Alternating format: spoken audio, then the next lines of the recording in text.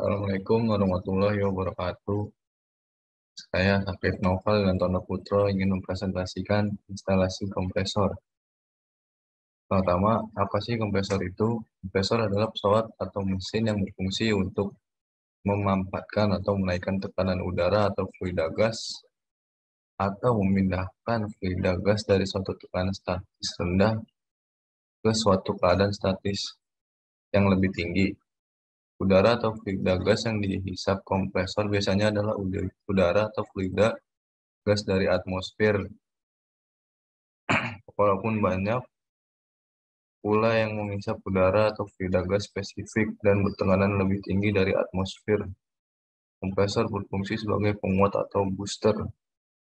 Kompresor adalah ada pula yang menghisap udara atau fluida gas yang bertekanan lebih rendah daripada tekanan atmosfer yang biasa disebut pompa vakum. Nah, di sini ada 3 poin dalam yang harus diperhatikan dalam menginstalasi kompresor. Yang pertama, penempatan, kedua fondasi, dan ketiga pemipaan. Nah, ini penempatan. Yang pertama, instalasi kompresor harus dipasang sedekat mungkin dengan tempat yang memerlukan udara tekanan. Jika tempat ini terpencar letaknya, maka kompresor sedapat mungkin dipasang di tengah-tengah.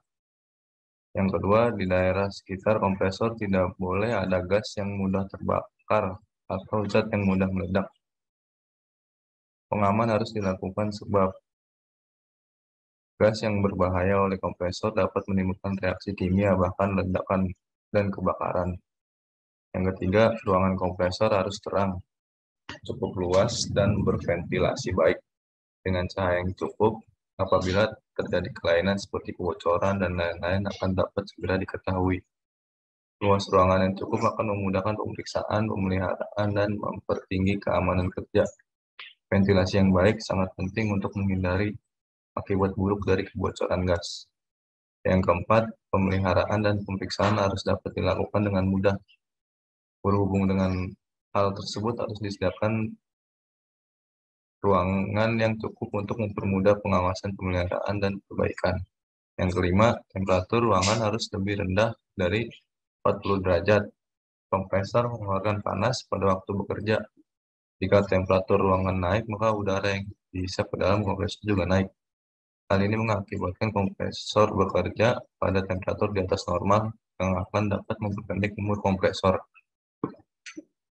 Yang keenam, kompresor harus ditempatkan di dalam gedung. Bagian kompresor atau motor dapat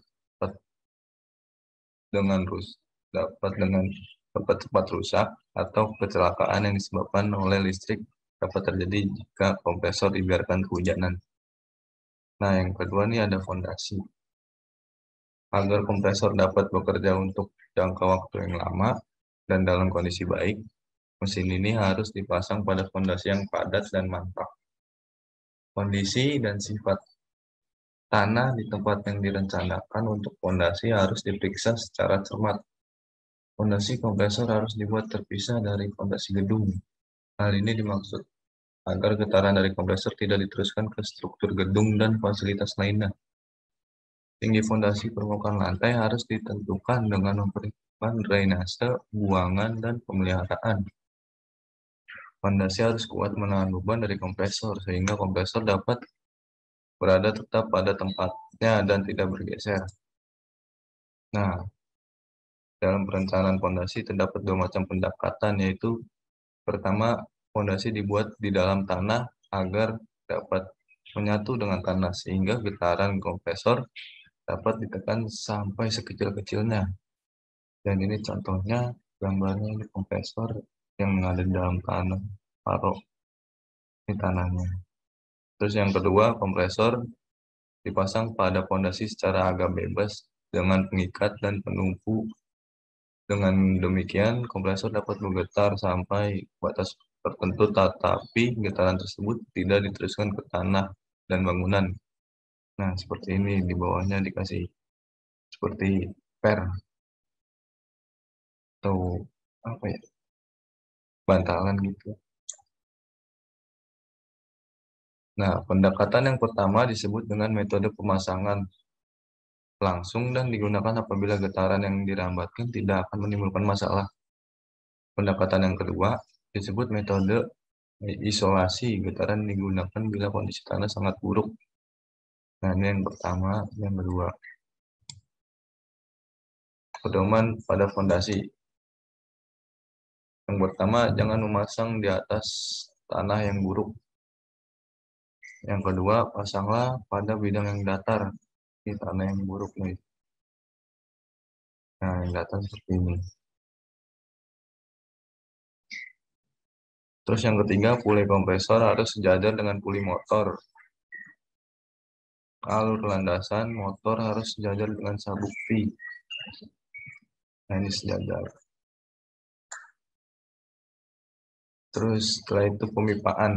Kompresor berukuran kecil dan sedang yang portable atau dalam kemasan umumnya dilengkapi dengan pemipaan dalam sehingga pemasangan pipa mudah dilaksanakan. Namun kompresor yang berukuran besar memerlukan pemipaan yang rumit. Nah, kompresor tersebut terdiri dari beberapa pipa nih. Yang pertama pipa keluaran, pipa pembebas beban, yang terakhir ada pipa pendingin. Nah, pipa keluar seperti ini nih. Pada waktu merencanakan dan memasang pipa, perlu diperhatikan hal-hal seperti di bawah ini. Yang pertama, jangan tanamkan pipa di bawah tanah karena air yang mengembun di dalam pipa tidak dapat dibuang dan pipa cepat berkarat. Nah, ini contoh yang benar nih di atas tanah. Yang kedua, air akan tinggal di dalam pipa U, maka pasanglah katup pembuang air atau pasanglah pipa U melengkung ke atas. Seperti ini nih katup pembuang air. Nah, ini melengkung ke atas. Ini contoh gambarnya. Yang ketiga, temperatur pada pipa umumnya berkisar antara 140 sampai 180 derajat. Karena itu pipa keluar harus dapat menampung pemuaian yang terjadi. Jika pipa sangat panjang, akan diperlukan dua belokan atau sebuah belokan luwes untuk membuat pipa lebih elastis. Yang keempat, sebuah pendingin harus dipasang sedekat mungkin pada kompresor untuk mengurangi pemuaian termal pada pipa dan memperkecil kandungan air di dalam udara tekan. Yang kelima, pipa harus ditumpu dengan baik untuk mencegah getaran dan memungkinkan ekspansi termal. Nah, ini contoh gambarnya. Ini penumpu pipanya nih. Tuh.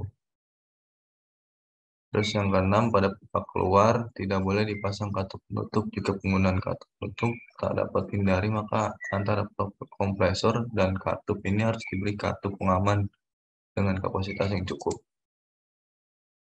Yang setelah ini ada pipa pembebas beban. Nah, hal-hal yang harus diperhatikan saat memasangnya seperti di bawah ini nih. Yang pertama ada pipa pembebas beban dipasang di antara katup pengatur tekanan dan tangki udara. Jika pipa ini dihubungkan langsung dengan pipa keluar sebelum tangki udara, maka katup pengatur tekanan tidak akan dapat bekerja dengan baik karena tekanan yang berdenyut. Terus yang kedua, bagian dalam pipa pembebas beban harus dibersihkan secara sempurna. Pipa yang dilapisi dengan bahan pelindung seperti cat tidak boleh dipakai.